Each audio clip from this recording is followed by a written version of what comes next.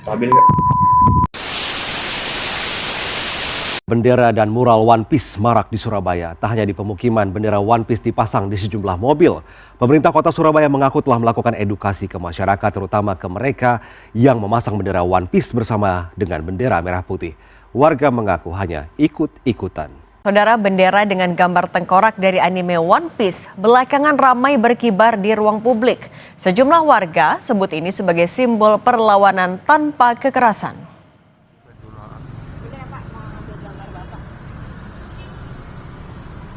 Bendera dengan lambang bajak laut dari serial anime One Piece berkibar di sepeda milik Galang.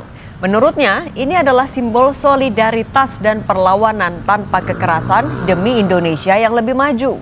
Bendera bajak laut ini pun sekaligus jadi simbol harapan bagi Indonesia yang lebih adil dan makmur. Dilansir dari onepiece.fandom.com, bendera yang dikenal sebagai Jolly Roger ini adalah lambang utama kru bajak laut dalam dunia fiksi One Piece.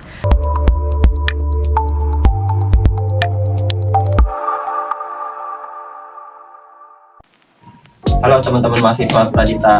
Jadi kami di sini akan membuat sebuah podcast mengenai topik, yaitu bagaimana persepsi mahasiswa Pradita tentang penggunaan bendera One Piece di aksi demonstrasi pada tanggal 25 Agustus sampai 1 September. Nah, kami bersama narasumber yang sangat dari Prodi Pariwisata, yaitu Pak Johan Prawiro. Pak Willy dan teman-teman semua. Jadi kami tuh di penelitian kami tuh meneliti sebuah persepsi mahasiswa Pradita tentang bagaimana sih penggunaan bendera One Piece itu sebagai simbol kritik sosial. Jadi kami bertanya, mensurvei terhadap mahasiswa-mahasiswa, menanyakan persepsi mereka, apakah ada yang setuju, ada yang tidak setuju, atau bagaimana gitu Pak. Kira-kira menurut Bapak, kalau simbol kritik dari sebuah bendera One Piece itu bagaimana ya Pak? Apakah kayak sebuah fenomena baru atau hanya FOMO saja gitu di kalangan para demonstran? Oke, teman-teman, terima kasih ya Willy dan tim semua sudah mengundang saya ke sini. Mungkin lagi tadi sudah dibilang oleh Willy, nama saya Johan dan saya adalah ketua program studi dan dosen juga di program studi hospitality tourism di sini. Jadi mungkin pertanyaannya tadi terkait si bendera One Piece ini, atau mungkin Willy nanya pendapat saya. Kalau dari saya pribadi, sebenarnya namanya any form of kritik itu tuh sebenarnya wajar-wajar aja.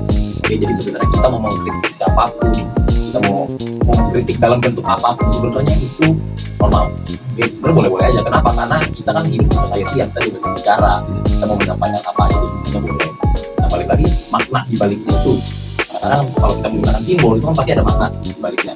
Nah, itu ya sebenarnya harus lebih careful lagi. Nah, maknanya itu apa dari si bendera One Piece ini? Nah, kalau dari saya, karena mungkin saya nggak nonton One Piece, jadi saya nggak tahu sebenarnya maknanya di balik bendera itu apa. Apakah mungkin ada yang semacam hate atau semacam attack, menyerang, ya mungkin kadang-kadang agak terlalu vulgar juga. Cuma sebenarnya kalau memang tujuan untuk mengkritik agar pemerintah itu bisa lebih baik, nggak jadi masalah. Jadi sebenarnya positif aja, bisa menimbulkan hal.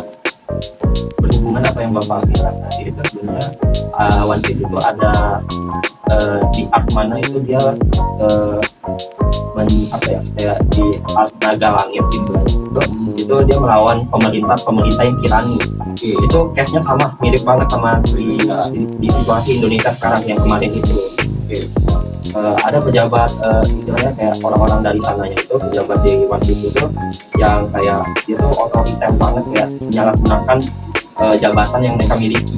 Ada yang mungkin bikin kebijakannya tidak sesuai dengan mungkin aspirasi rakyat, ada yang mungkin korupsi, seperti itu sih Pak. Kalau seperti itu, kalau misalnya memang tujuannya untuk dikibarkan bendera tersebut agar pemerintah bisa berubah, sebenarnya nggak ada masalah. Namanya kita kritik kan normal. Itu juga kritik kok, kalian mungkin kritik dosen kalian, ya normal. Nah, ada yang tidak setuju mengkritik, normal, itu normal banget. Apalagi kita yang dari dikatakan demokrasi kan bebas berbicara. Cuman balik lagi, sekarang tanggapan dari pemerintah itu gimana? Sadly, sampai kemarin akhirnya ada demo, mungkin ada tanggapan yang mungkin kurang mengenakan hati rakyat. Nah, itu sebenarnya yang salah. Ya seharusnya mungkin yang tidak diucapkan. Kalau saya ngeliatnya gini, kenapa dua pihak ini ya, mau itu demonstran, mau itu pemerintah, kenapa nggak bisa dewasa aja?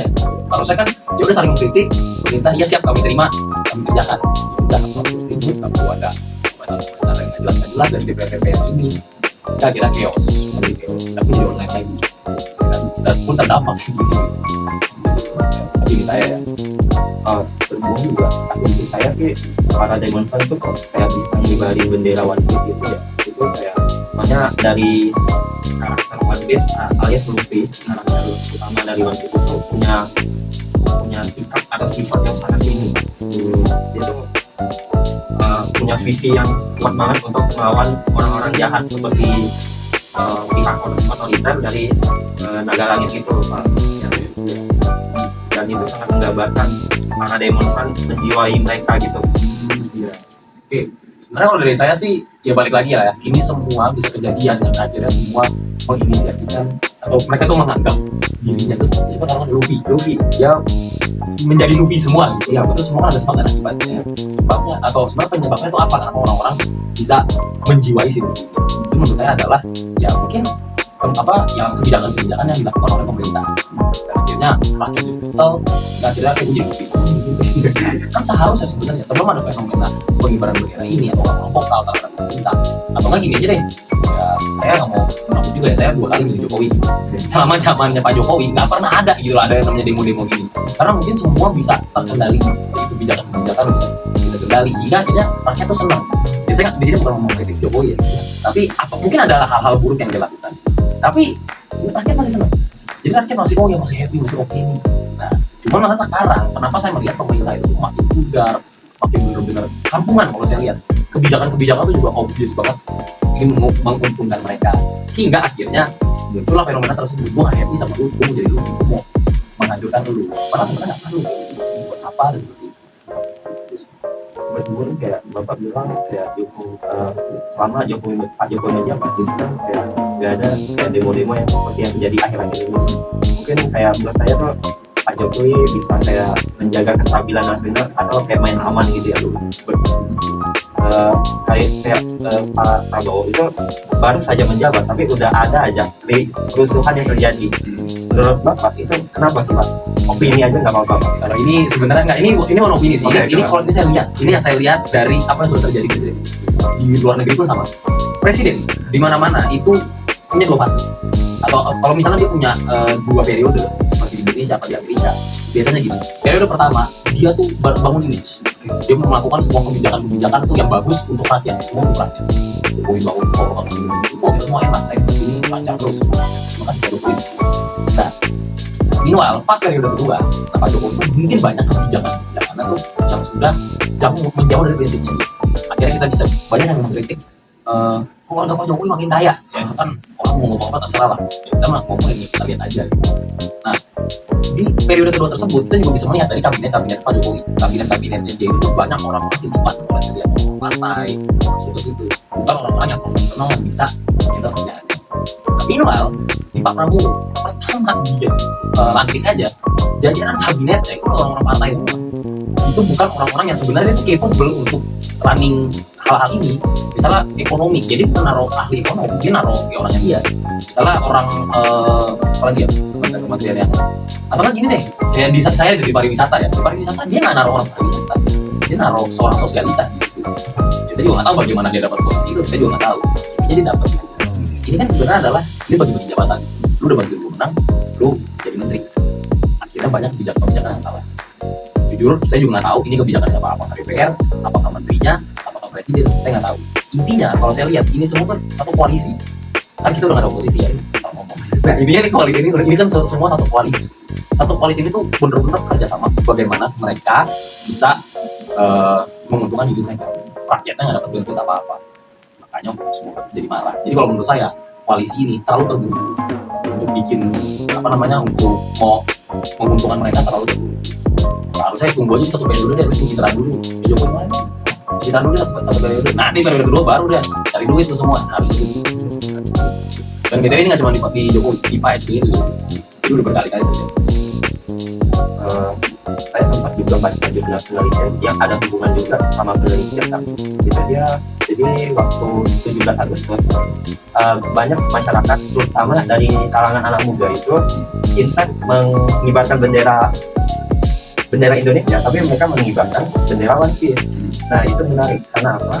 Berdasarkan hasil penelitian itu Pak, itu karena mereka mengkaji dari sisi hukum, dan hasilnya hasil penelitian mereka itu kalau dikaji dari sisi hukum itu nggak apa-apa, it's okay, karena sesuai yang Bapak bilang tadi, itu kebebasan berekspresi itu adalah hak rakyat, dan menggunakan bendera One Piece itu juga adalah cara ekspresi anak muda yang ya terutama anak Gen Z gitu.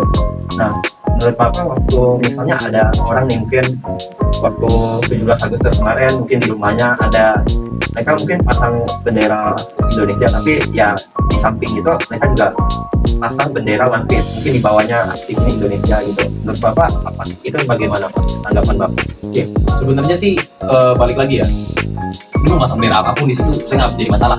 Misalnya kayak misal bendera Indonesia sebenarnya bendera Malaysia itu juga perlu sebenarnya ya. Tapi kan balik lagi, tujuannya ada bendera One Piece itu buat apa? Kalau misalnya memang untuk mengkritik, tujuan memang untuk mengkritik, silakan. Dan sebenarnya dia mau apa istilahnya, saya nggak mau naruh bendera Indonesia, saya maunya naruh bendera One Piece top karena saya tidak happy dengan Indonesia.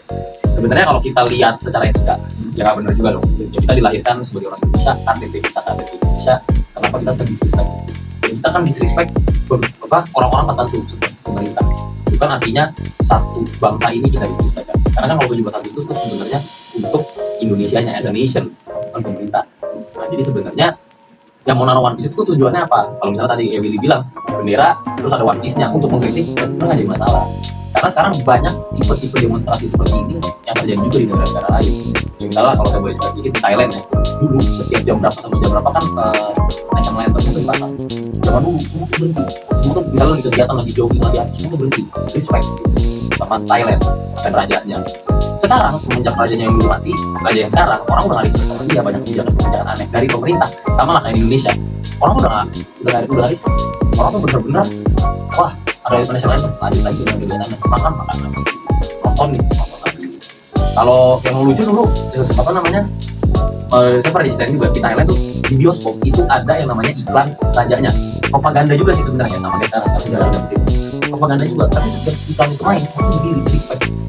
Tapi nggak masalah sekarang kita lihat iklan kamu di bioskop gitu, ya kita biasa aja sama masih malah saya ngeliatin di sini apa aja gini kayak gitu loh istilahnya. Ya sebenarnya balik lagi, masanya sih nggak apa-apa, tapi tujuannya apa? Kalau misalnya untuk menggantikan Indonesia sebagai bangsa ya, benderanya akhirnya diturunin sampai pakai One Piece, ya saya nggak lewat. Dan lucunya lagi Pak, tanggap itu dari penelitian itu saya baca juga tanggapan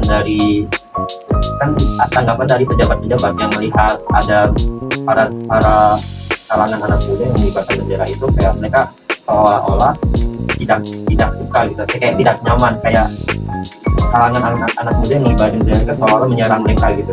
Nah itu menurut saya juga menarik dan lucu soalnya berketimbang balik sama negara kita yaitu demokrasi. Kalau itu saya setuju juga. Menurut saya kenapa tanggapannya seperti ini? Kenapa nggak ya udahlah kita menyampaikan kritik, silakan kritik.